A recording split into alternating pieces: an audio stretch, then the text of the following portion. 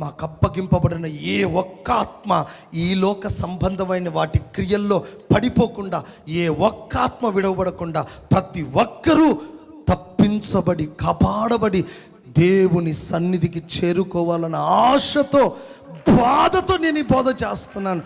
ఏ ఒక్కరూ నష్టమైపోకూడదు, ఏ కుటుంబము జారిపోకూడదు, ఏ కుటుంబము బలహీనం కాకూడదు, ఏ కుటుంబము ఈ లోకంలో మిగిలిపోకూడదు, ఏ డెక్క మిగలకూడదు.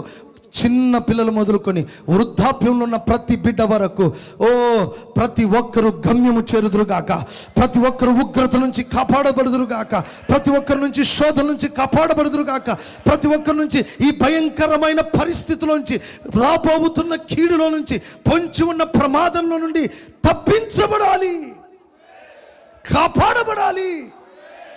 ఒకవైపు జరుగుతున్న పరిస్థితులు, ఒకవైపు జరుగుతున్న ఈ భయానకమైన పరిస్థితులు ఈరోజు మనందరికీ ఒక హెచ్చరిక చేస్తున్నాయి. నీ మట్టుకు నీకు రాలేదని బాధపడకు. సార్వత్రిక సంఘానికి బీటలు పడుతున్నాయి. సార్వత్రిక సంఘం తప్పిపోకూడదు.